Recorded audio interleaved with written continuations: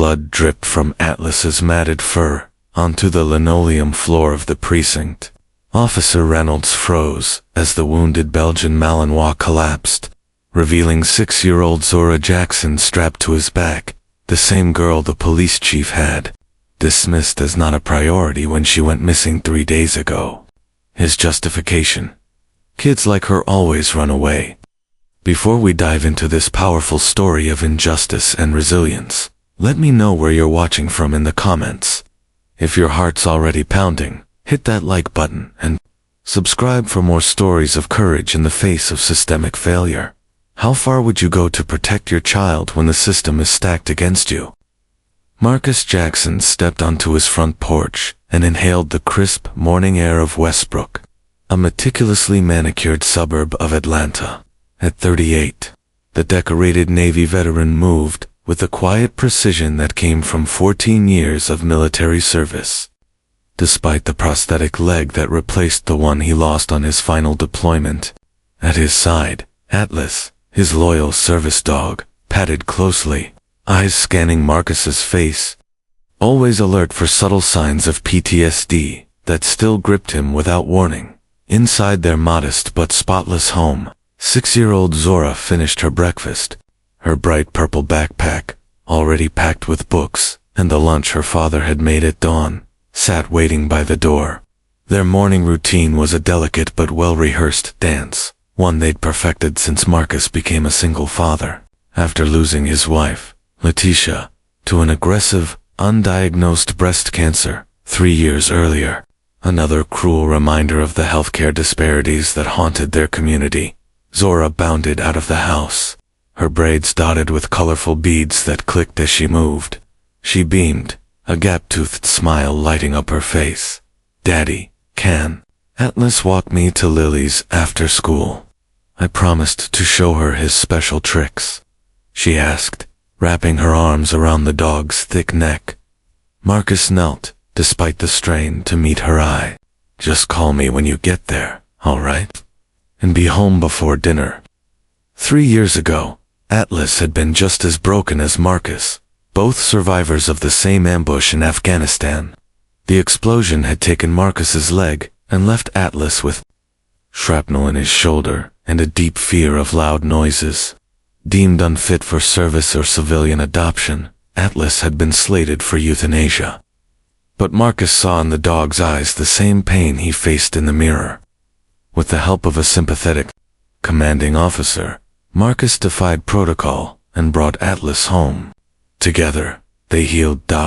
From the moment Zora entered Atlas's life, the dog appointed himself her guardian. He slept outside her door and woke her each morning with soft nudges that always earned giggles. He watched her like he once watched 4 IEDs in Afghan villages, with unflinching focus in Westbrook. The Jacksons were one of only 3 black families living amid wealth and quiet hostility. Marcus had chosen the neighborhood for its schools and safety, a chance to give Zora the opportunities he never had. But that meant enduring the passive stares and polite exclusion that reminded them they didn't quite belong. That afternoon, Marcus checked his watch for the 3rd time. Zora was 45 minutes late, calling from Lily's house, just 2 blocks away. When the phone finally rang, his heart dropped at the sound of Lily's mother's voice.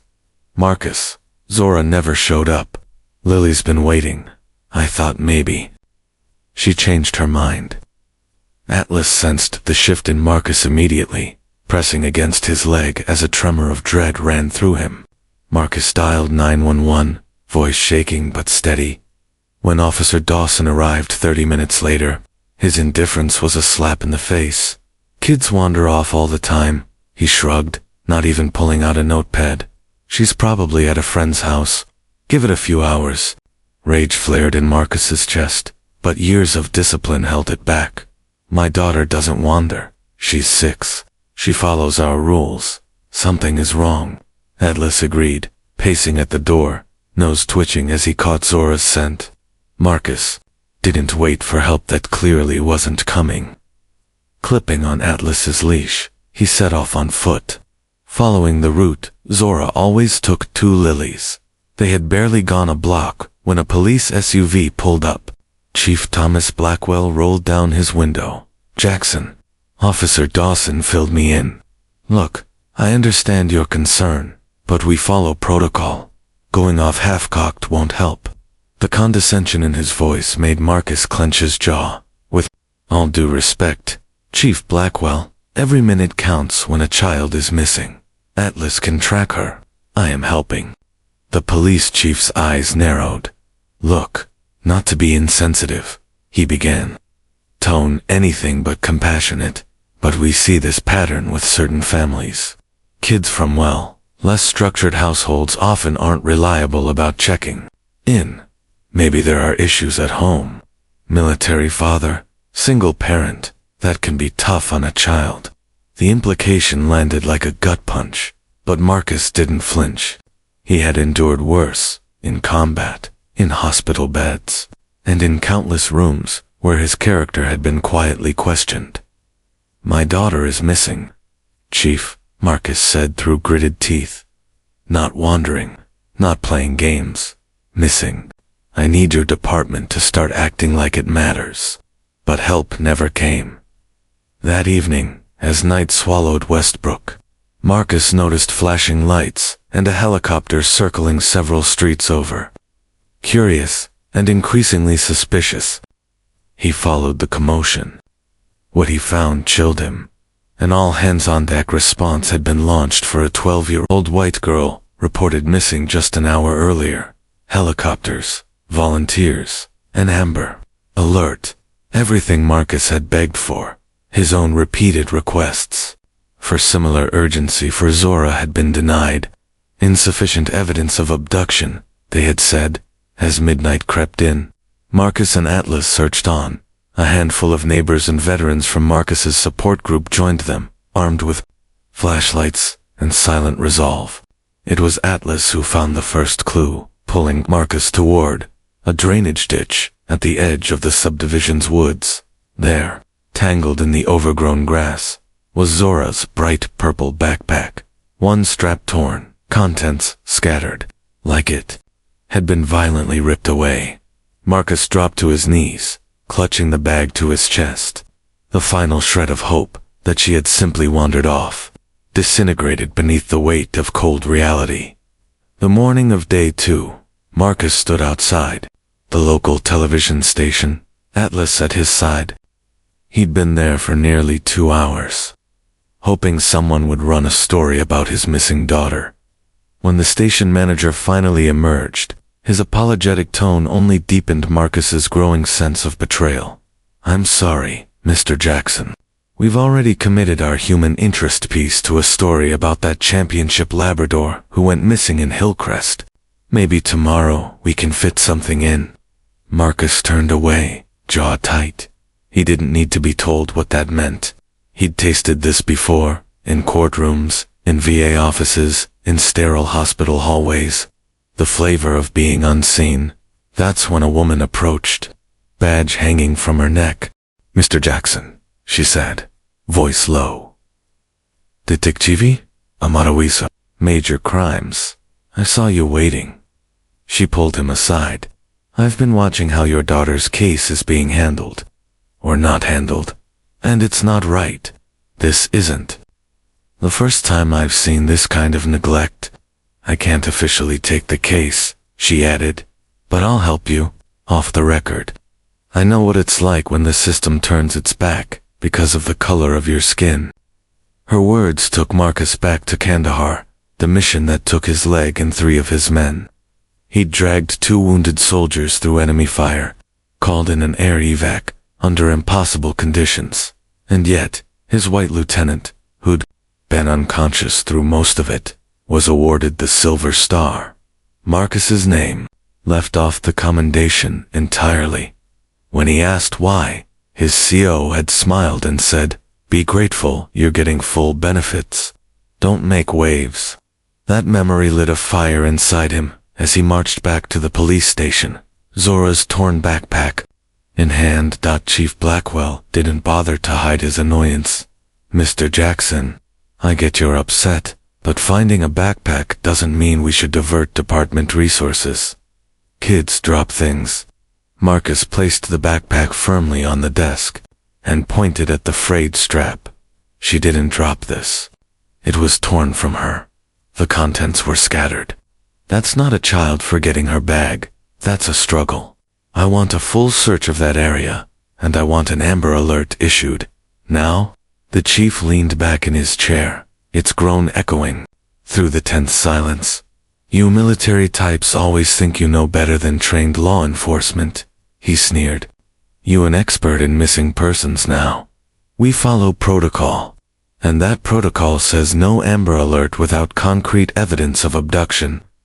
We won't start a panic just because you want special treatment. As Marcus turned to leave, shoulders heavy with rage and disbelief, he heard the chief mutter to another officer, "These people, always making a scene, always demanding special treatment." That afternoon, while taping up flyers, Marcus was approached by his elderly neighbor, Mrs. Henderson, a woman who had always been polite, but distant. "Mr. Jackson," she said, wringing her hands, "I have one of those doorbell cameras. For security. I checked yesterday's footage, and well, I think you need to see this." In her dim living room, Marcus watched grainy footage play out. Zora, walking along the sidewalk, stopped as a police cruiser pulled up. She appeared to speak briefly to someone inside. Then the passenger door opened. The time stamp matched exactly when she would have been walking to Lily's house. Marcus's heart pounded, his fists clenched. "They lied to me." Mrs. Henderson handed him a USB copy of the footage. Marcus marched it straight to the station. But Chief Blackwell's reaction? Predictable. "This footage is inconclusive at best," he said. "Could be manipulated. You can't even clearly identify that as a department vehicle. And for all we know, your daughter flagged someone down." Outside the station, a young officer caught up with Marcus in the parking lot. "Mr. Jackson," he said quietly, glancing over his shoulder. "I'm Officer Reynolds. I'm new here, but something's off. People are talking. Just watch yourself, and be careful who you trust." That evening, Marcus and Atlas returned to the woods, to the area where the backpack was found. The dog tensed near an abandoned factory at the industrial edge of town. He whined, pawed at the ground. Classic alert signals. Marcus radioed the civilian-led search team, but the leader, an off-duty cop volunteering his time, waved him off. "Probably just a dead raccoon," he said. "Don't waste your energy." But Marcus had seen that look in Atlas's eyes before, in combat, when seconds meant lives. He wasn't about to ignore it now. Victoria Whitmore's perfectly manicured hands trembled slightly as she reached for her coffee. "Because I can't be complicit anymore," she whispered. "I've seen too much, and I'm not sure how long I can keep pretending I don't know what my family is involved in." Marcus leaned forward, eyes narrowing. "What exactly is your family involved in?" Victoria hesitated, then slid another envelope across the table. "My father owns more than just half the real estate in Westbrook. He has interests. Dark ones. I've followed the financial trails, looked into sealed files, and what I found. It's horrifying." Inside the folder were transaction logs, anonymous LLC, ownership transfers, and internal memos from the DA's office, all pointing to a coordinated effort to reroute investigations, suppress evidence, and classify minority children as runaways with no real follow-up. "My father's company has quietly acquired dozens of abandoned or soon-to-be-demolished properties across multiple counties," Victoria said, her voice growing steadier now. "All conveniently located near where these children went missing." Marcus's throat tightened. "And the police, in on it," she said flatly. "At least some of them. I've seen the names: Blackwell, Dawson, and 3 others. They receive regular payments from shell entities tied to Whitmore Enterprises. Every time a child disappears, Those officers are assigned the case, and each time, the same result. No leads, no press, no justice. Marcus exhaled slowly, his fists clenched under the table. Why? What are they doing with the children? I don't know, Victoria admitted, her voice cracking. But I think they're being used, trafficked, disposed of. I don't have direct proof yet, but I have enough to trigger federal attention if I can get it into the right hands. And you may be the last chance to blow this open. Back in Westbrook, Marcus's world narrowed to one mission: find Zora and survive long enough to expose the truth. Atlas was still missing, but Marcus had faith in the dog's bond with Zora. He wouldn't stop until he found her. Still, time was running out. Carlos expanded his hacking operation, uncovering deleted emails from police servers, encrypted warehouse inventories, and a list of transfers with only initials and coordinates. Each matched a known missing child case. Detective Wilson, now in hiding after Internal Affairs caught wind of her involvement, called Marcus from a burner phone. "They're on to me," she said, "but I bought you 48 hours. After that, I won't be able to protect anyone. If you're going to move, do it now." That night, Marcus, Carlos, and Derek geared up for a covert recon mission at the Whitmore shipping complex, the last place Zora's trail had led, and the site where city surveillance had gone dark, using Victoria's key card. Stolen from her father's office, they bypassed perimeter security. Inside, they found rows of temporary cages, empty, cleaned to clean. Carlos pulled up blueprints from his tablet. "There's a sublevel," he whispered, "right beneath us." They moved in silence through a service tunnel and descended a maintenance shaft. There, in the dim red glow of emergency lighting, they found it, a medical lab. One clearly not licensed or monitored by any health authority, and then they heard it. A bark. Hoarse, ragged, familiar. "Atlas," Marcus whispered, adrenaline flooding his body. They followed the sound and found the dog, bloodied but alive, chained near a metal door. The second Marcus touched him, Atlas stood, tail wagging weakly, then turned and pawed at the door behind him. Marcus opened it. Inside, huddled in a corner, surrounded by other terrified children, was Zora. She looked up at the sound of his voice. "Daddy." Marcus fell to his knees, scooping her into his arms as tears finally broke free. "I've got you. I've got you." But there was no time to celebrate. Behind them, the complex roared to life, floodlights flaring on, alarms blaring. They had been seen. Overcomes Carlos's voice crackled. "We've got company. Multiple vehicles inbound. We need to move. Now." Will Marcus and his team escape with the evidence, and the children? Will Victoria's files be enough to take down the Whitmore empire and its web of corruption? And how deep does this conspiracy truly go? "I stayed silent for too long," Victoria confessed, her voice barely above a whisper. "But I can't do it anymore." She stared into her untouched coffee, then looked up at Marcus. Guilt etched across her features. "Last month, while prepping files for a tax audit, I discovered a series of financial irregularities.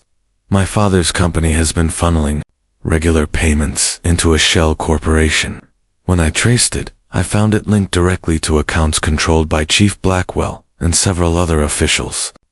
She leaned in closer, lowering her voice even further. "There's a system in place, Mr. Jackson. They target vulnerable children, usually minorities, because they know no one will raise enough alarm. The police identify potential targets, sometimes even assist with the acquisitions." Marcus felt his stomach twist. The clinical way she said acquisitions made him physically ill. "For what purpose?" he asked, his voice tight. Victoria's face paled. "Trafficking, but not the kind most people assume. It's something even more insidious, because it hides behind a veneer of legitimacy." She swallowed hard. "Private adoptions. Quiet off the books, Transfers of children to wealthy clients who don't want to wait years for the traditional process. No home studies, no red tape, just money and silence. As Marcus struggled to process this new horror, his phone buzzed. A message from Carlos. One image.atlas, captured on a trail cam near the edge of the woods behind the Whitmore shipping complex. The dog was clearly tracking something, nose down, focused, driven. Your dog, Victoria said. Recognizing him in the photo, he might be our best lead. The children are held temporarily before being moved. There's a processing site. It's a warehouse registered to one of my father's shell companies. Using her information, Marcus tracked Atlas to an unmarked facility on the outskirts of town. Surveillance revealed irregular activity, deliveries only at night, armed guards, no visible business operations.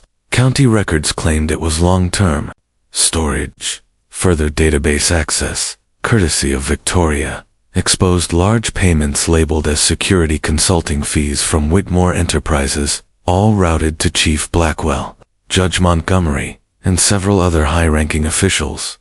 The gala, the annual Whitmore Charity Gala, is tomorrow, Victoria told him. Every key player will be there, the police, the judges, the donors. If we're going to expose them or find more evidence, it's our best chance. The Whitmore estate was everything Marcus expected, opulent, exclusive, and filled with powerful people who wielded their influence like a weapon. As Victoria's guest, Marcus blended in. Despite being one of only 3 black attendees in a sea of polished privilege, he overheard chilling conversations, complaints about declining neighborhood quality and shifting demographics in Westbrook schools. He spotted Richard Whitmore, surrounded by officers and city officials, Chief Blackwell, Judge Montgomery, and others, laughing and sipping champagne. When introduced, Whitmore's handshake was firm, but his smile was razor-sharp. You're the man raising a fuss about your runaway daughter, aren't you? Marcus met his gaze calmly. My daughter is missing, and I'll do whatever it takes to find her. Whitmore's eyes narrowed, the warning in his voice unmistakable. Sometimes, children make choices we don't understand. The police are handling it. Let them, later. Marcus watched Officer Dawson weaving through the catering staff, mostly people of color, snapping discreet photos of name tags and faces. What's Dawson doing? Marcus asked under his breath. Scouting, Victoria replied grimly, looking for potential new targets. The catering agencies have full family data on file, perfect for profiling. Later, using a moment of distraction, Marcus slipped away and broke into Whitmore's study. Behind a painting, he discovered a safe, just as Victoria burst in. We have to go. Security's watching you. As they moved toward the exit, Whitmore intercepted them in the foyer. Leaving so soon? He asked coolly, eyes locked on. Marcus, let me give you a bit of advice, Mr. Jackson. People like you don't win against people like me in this town. Never have. Never will. The next morning, Atlas's trail led Marcus and Carlos to a private airfield owned by Whitmore Enterprises. Through binoculars, they spotted children being ushered into a small jet. For one heart-wrenching second, Marcus thought he saw Zora by the time they repositioned for a clearer view.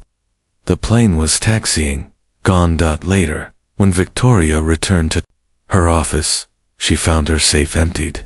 Her case files on the missing children, gone. A single note was left in their place. Final warning. The clock was ticking. Marcus arranged a meeting with an FBI agent Victoria trusted, Dominic Harris, in a diner, 30 miles outside Westbrook. They presented the evidence. Surveillance, financials, maps, photos, names. This is compelling, Agent Harris said. Enough to open a preliminary investigation. I'll have to proceed cautiously. If the local law enforcement is compromised, we can't tip them off. Finding Zora will be my top priority. But 3 days passed. No contact. No updates. Carlos dug into public records. What they discovered made Marcus's blood run cold. Agent Dominic Harris was Richard Whitmore's brother-in-law, married to his younger sister. He never intended to investigate, Marcus muttered. He was gathering intel on us. The confirmation came hours later. Victoria called in a panic. I've been suspended. Anonymous complaints, evidence tampering, witness intimidation. They've frozen my access. My father called and suggested I take a long vacation. That evening, police cruisers pulled up outside Marcus's home. Through the window, he saw tactical gear. SWAT. Officer Dawson's voice boomed through a megaphone. Marcus Jackson, this is the Westbrook Police Department. We have a warrant to search your premises for illegal substances. Come out with your hands visible. Marcus didn't wait. He slipped out the back, knowing exactly what this was, a setup designed to discredit him, or worse, from his neighbor's yard. He watched officers discover a bag of white powder in his kitchen. Dawson played his role perfectly, pretending to be shocked, all captured on body cam. His phone vibrated. A message from Detective Wilson. Transferred. Traffic Division. Savannah. Effective immediately. Budget restructuring. Be careful. They're closing ranks. Marcus found sanctuary in the basement of Bethlehem Church. Offered by Pastor Green, this place hid escaped slaves during the Underground Railroad. The elderly pastor said, steady hands guiding Marcus inside. We still know how to protect those running from unjust authorities. But the assault continued. Carlos had warned Marcus to expect financial retaliation. That night, his veterans' benefits were flagged for review, cutting off income and health care. Then came Officer Reynolds, bruised, battered, but still standing. They caught me copying files on the missing children, he said through clenched teeth as Pastor Green cleaned his wounds. Blackwell supervised my interrogation, said they'd plant child porn on my computer if I didn't fall in line. No one would believe a rookie. But Reynolds had secured something crucial. They're moving the children tomorrow night. I heard Blackwell talking to Whitmore's head of security. Something about finalizing the merchandise before the auction Saturday. Just after midnight, Carlos burst into the church. Satellite imagery pulled up on his laptop. A compound, he said. Rural Meriwether County, 60 miles east, off-grid, no marked roads, no records. But it matches the movement patterns we've been tracking. This is it. One last chance. One final raid. To expose the truth. To save Zora. To tear down the empire built on stolen children. Located southwest of Atlanta, the compound was officially registered as a hunting lodge under Judge Montgomery's name. But its defenses told a very different story. Military-grade security, thermal imaging, and armed patrols made it clear.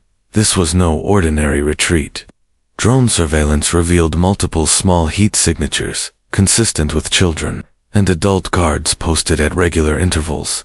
As the group gathered to plan their next move, Pastor Green's grandson burst into the room.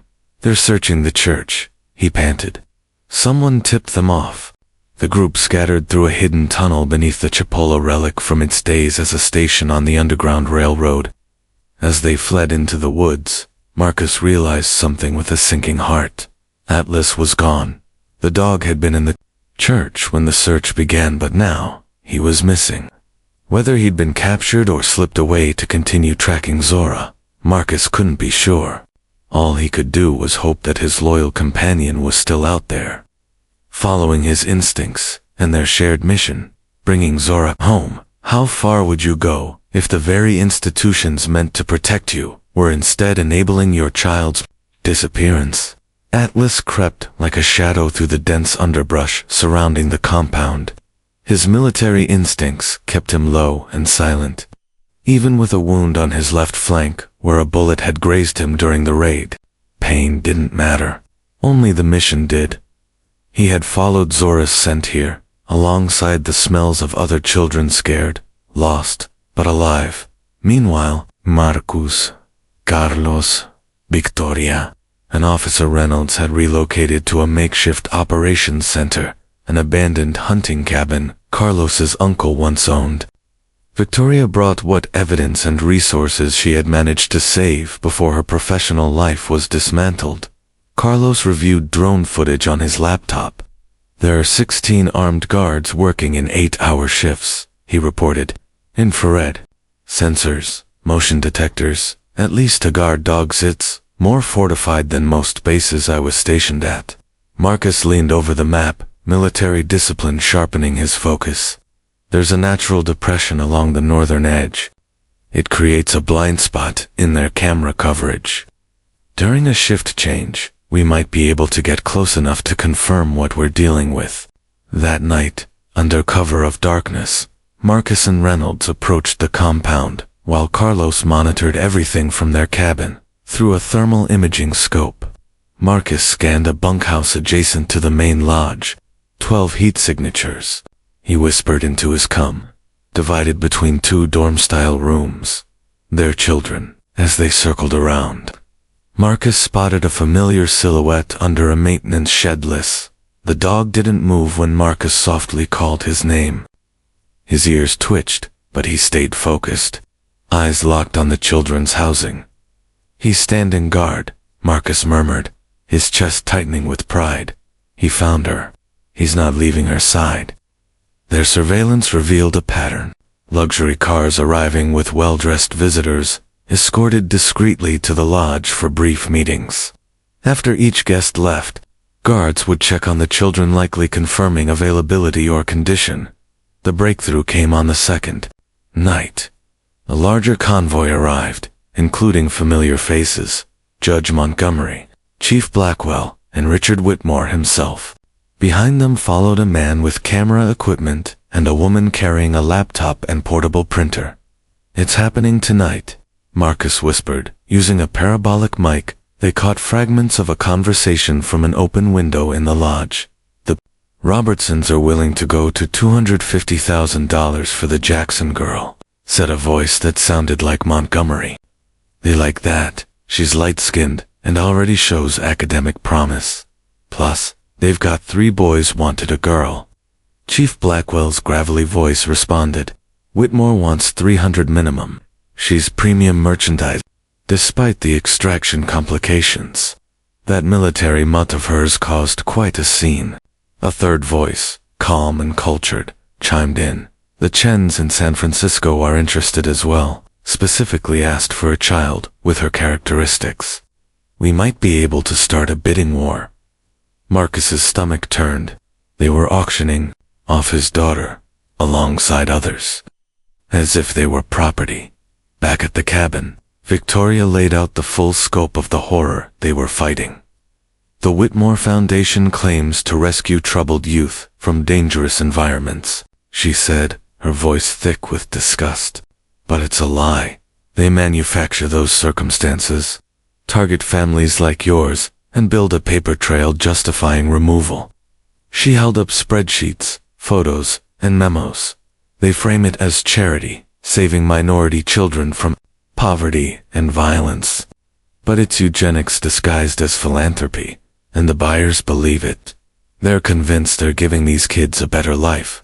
The racism is so institutionalized, they don't even see it." Millions flowed through the foundation, but forensic accounting showed vast sums funneled into offshore accounts belonging to Whitmore, Blackwell, and others. "They're rewriting these kids' lives," Victoria said. "New identities, erased pasts, repackaged futures." The next morning, Marcus made his move, disguised as a maintenance worker in a uniform. Carlos had sourced and with ID, Reynolds had fabricated, using police templates.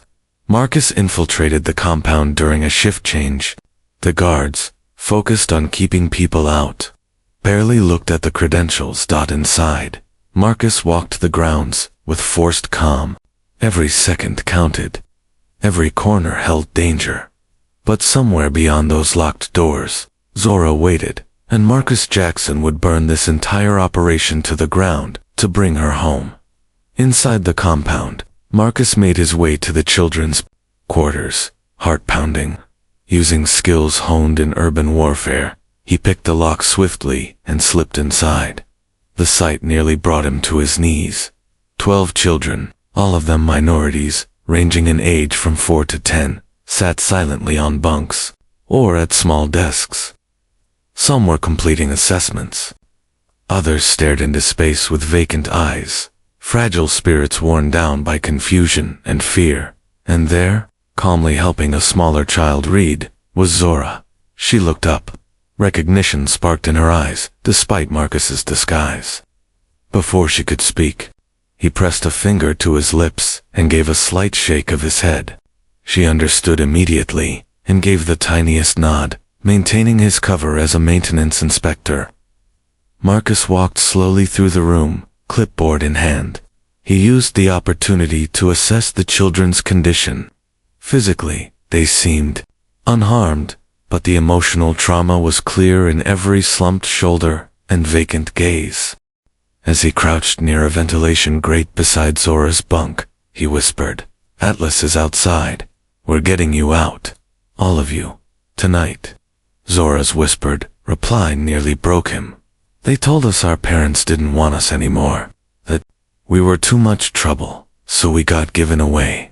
Rage surged inside him, but he kept his expression neutral. "That's a lie," he said gently. "I never stopped looking. Not for a single second." Before he could say more, the door creaked open and a security guard stepped inside. "Maintenance inspections aren't scheduled until tomorrow," the guard said, hand drifting toward the weapon at his hip.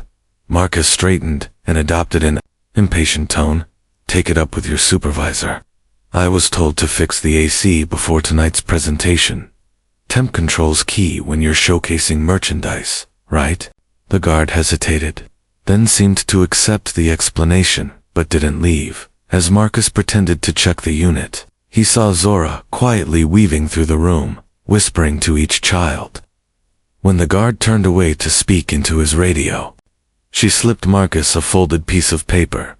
Back outside, Marcus unfolded the note. It was a hand-drawn map, rendered in crayon, showing where each child slept and the guard shift patterns meticulously observed by the children. At the bottom, in Zora's careful handwriting, were the words, "Atlas visits every night at the window. He brings us hope." Even separated, the dog had remained her silent protector, a lifeline in the dark. That evening, as they finalized their plan, a chilling radio transmission crackled over the compound's channel. The children were to be transported to their forever homes the following morning, separated and scattered across the country. Marcus checked the pistol Carlos had supplied. "It's now or never," he said. "If they're split up, we may never find them again." Do you think Marcus should risk everything to save the children immediately? Comment 1 if you believe the rescue comes first. Or 2 if exposing the full network should be the priority. Like and subscribe if you're stunned by the lengths of corruption hidden under the mask of charity and the strength it takes to confront it. As dusk fell, Marcus laid out the rescue plan, marking points on a satellite map Carlos had enhanced.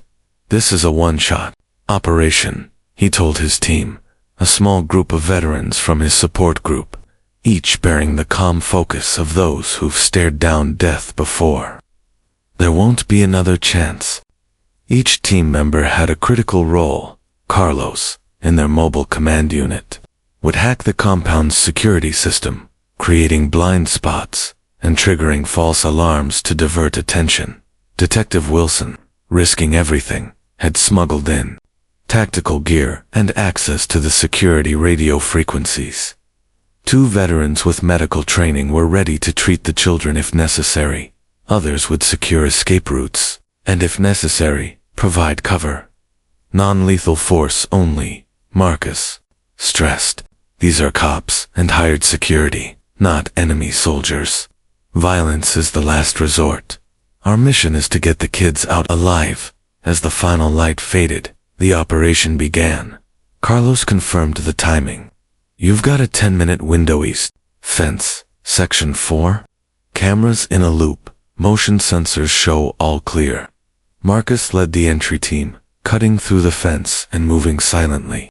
Out of the darkness, a familiar shape emerged, less wounded, limping slightly, but alert and ready. The dog joined Marcus without hesitation, resuming his place in the pack. At the children's quarters, they found Zora, already awake. The other children gathered, clutching small bundles of belongings. "I told them you'd come," Zora whispered, her eyes shining. "I told them you'd save us all, not just me." Marcus swallowed hard, moved by her strength, her certainty. Some of the youngest children were barely toddlers, clutching stuffed animals or holding tight to blankets.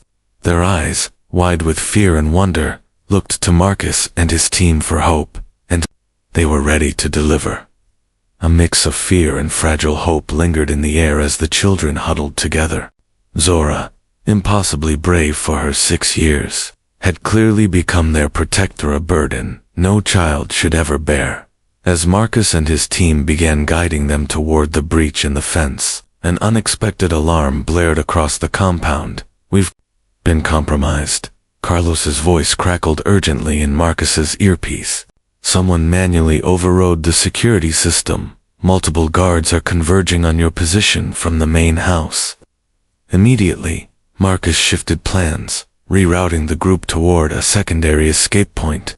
But as they rounded the corner of a supply building, they froze. Chief Blackwell, flanked by 2 armed guards, stood directly in their path.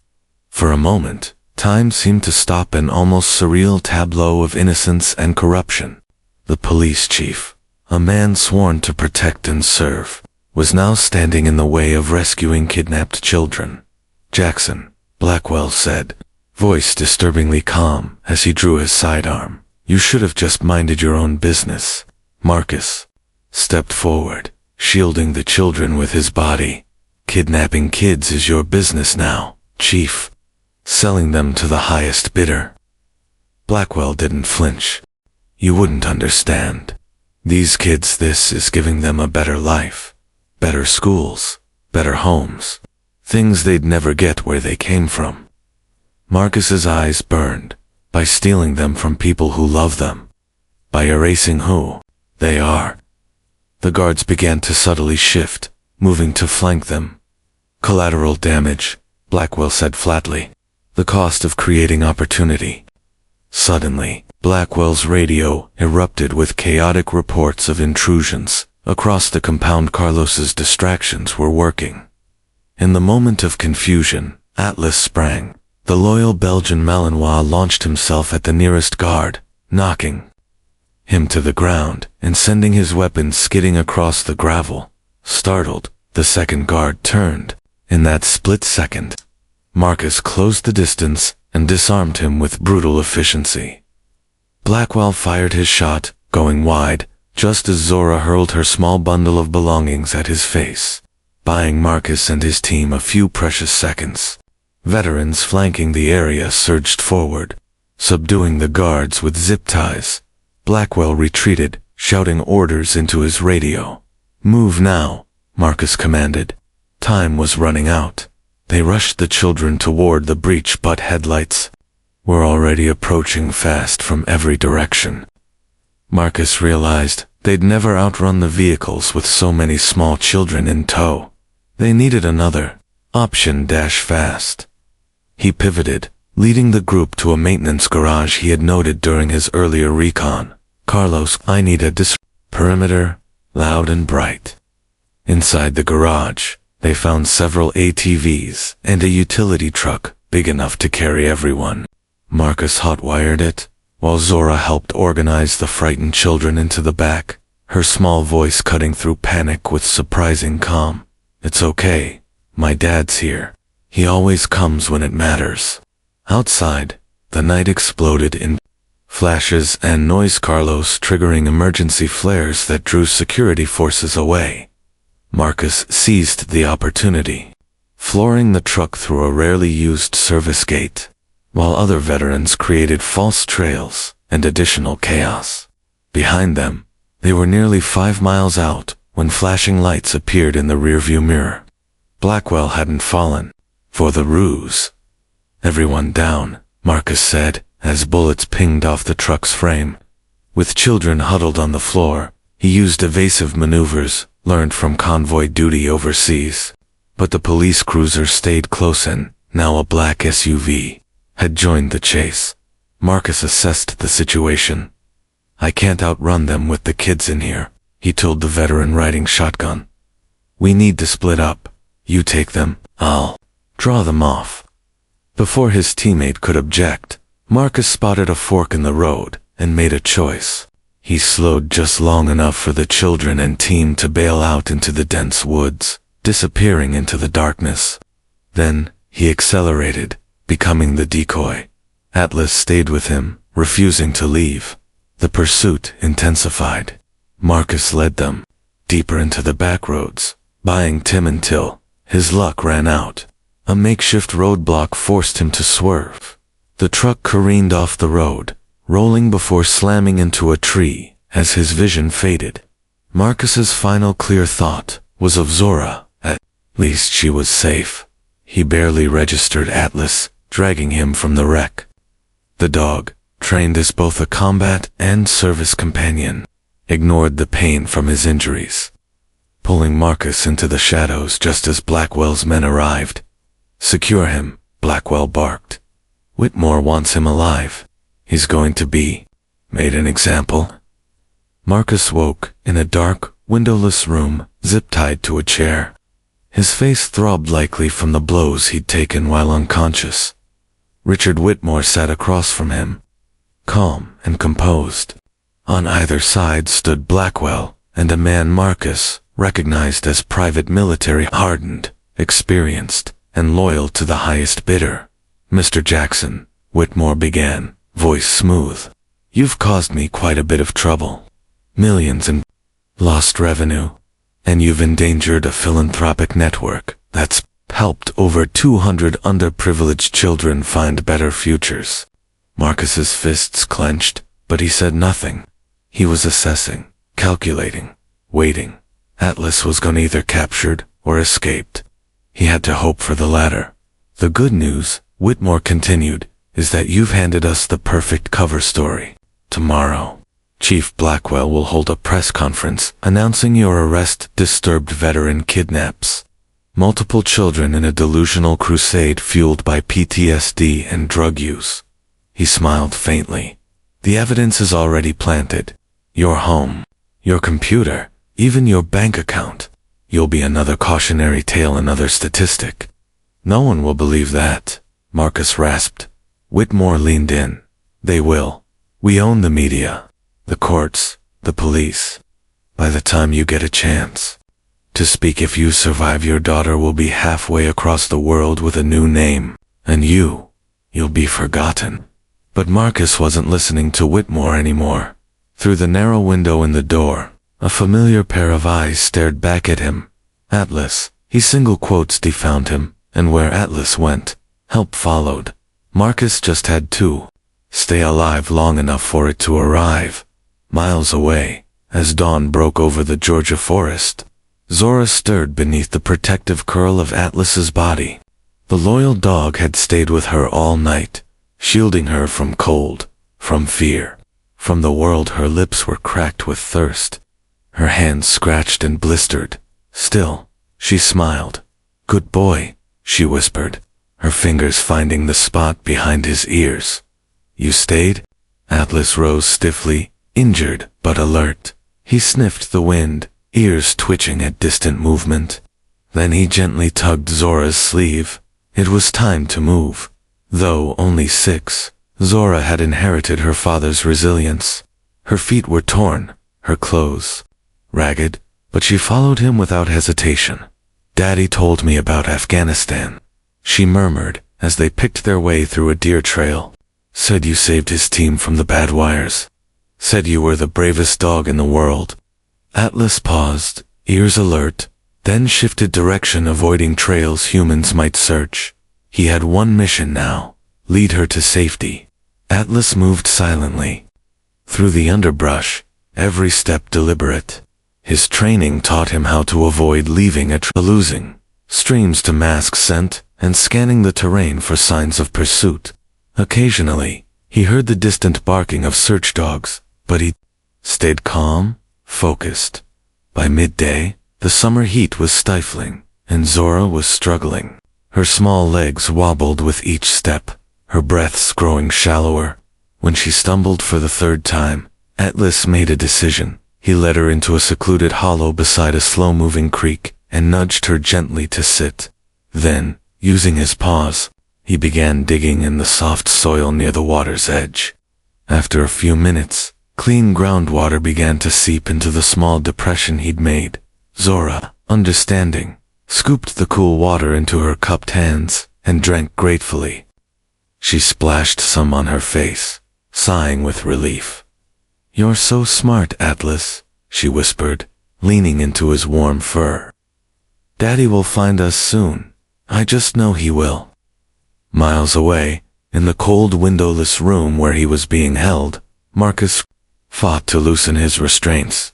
The zip ties cut into his skin, but he welcomed the pain proof that he was still alive and still fighting. His military training kicked in. Search for weaknesses, exploit them. He'd found a flaw in one of the chair's joints and was working it relentlessly. Richard Whitmore had left hours ago, confident he had won. Only 2 private security contractors remained, rotating every 2 hours.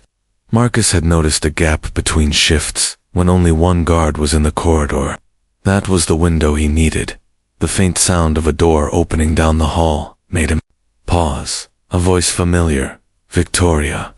I know my father authorized this operation, but I need to see the prisoner. There are legal considerations before the press conference." Her voice drew closer. Victoria gathered her things without a word. "Of course, Chief. I've advised Mr. Jackson of the charges and his options." She met Marcus's eyes, one last time, silent message. "This may be your only shot."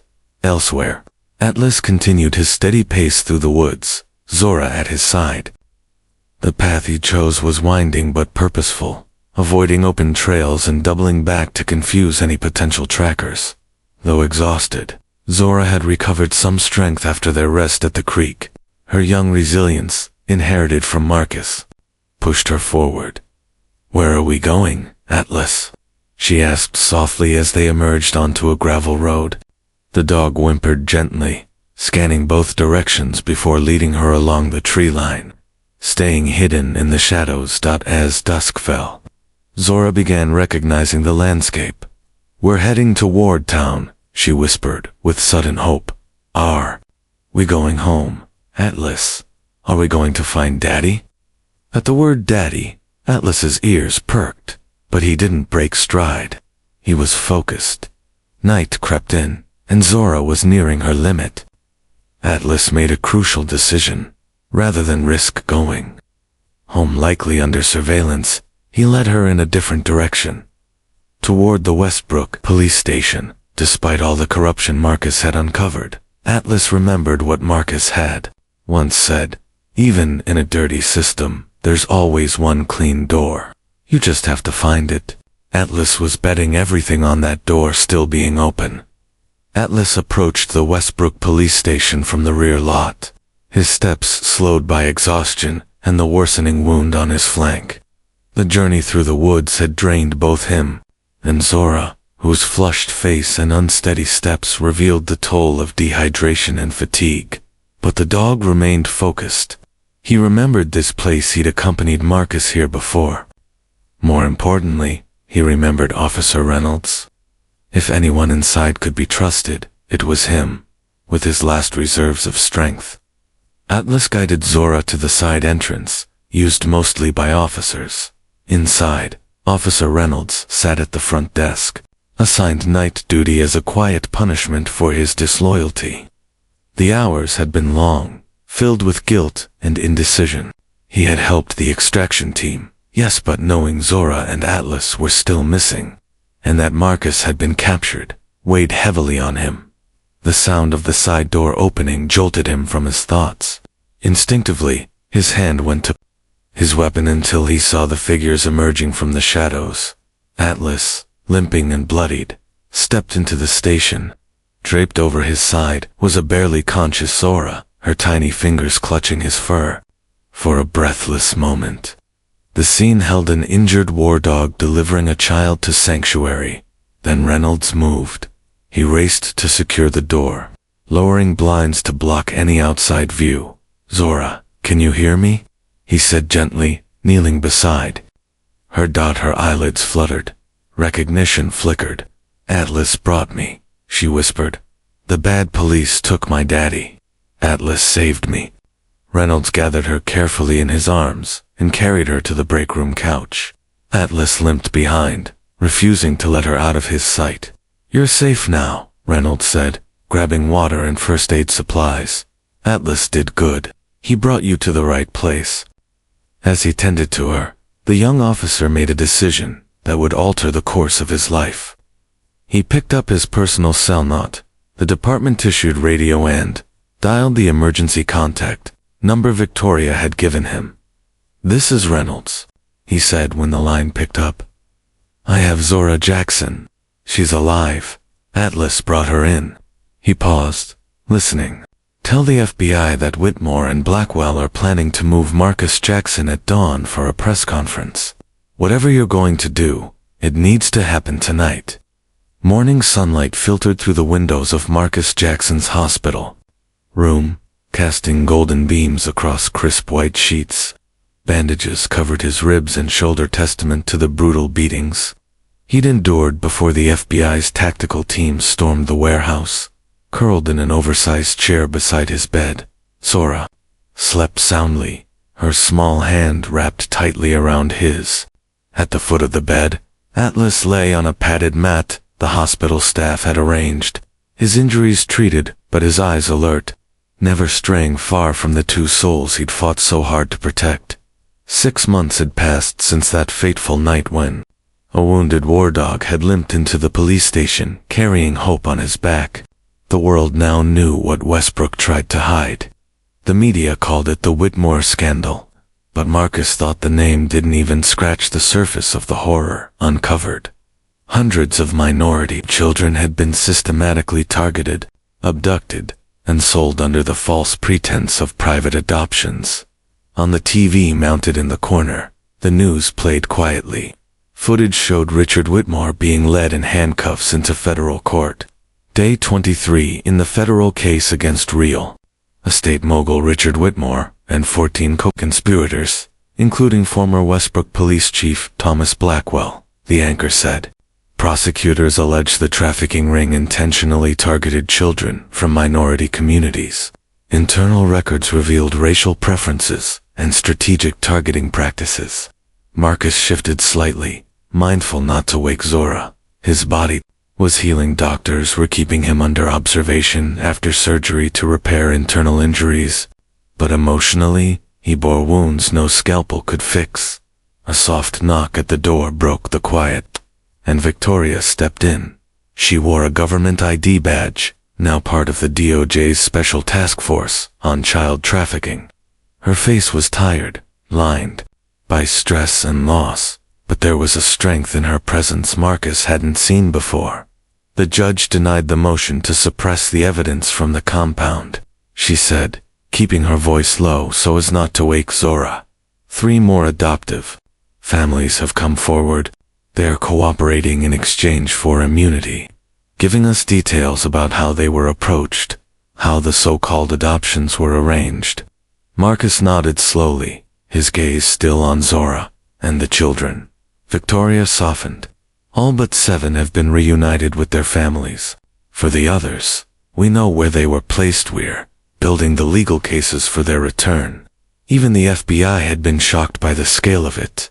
The Whitmore Foundation had operated for nearly a decade, a polished front for a monstrous operation. Its reach extended into police departments, family courts, child services, and yet, it had finally unraveled. Not because of power, not because of politics. Marcus increased his efforts. When she entered the room, her eyes flicked over Marcus's bruised face. She said nothing about it, her professional mask firmly in place. "Leave us," she told the guard. "Attorney-client privilege applies here." The guard hesitated. Mr. Whitmore said no visitors without supervision. Victoria's tone sharpened. "Pure steel. Are you suggesting the assistant district attorney and the employer's daughter is a threat? Or should I call my father and explain you're obstructing legal procedures before a press event?" The guard backed off, reluctantly retreating, but staying within view through the small window.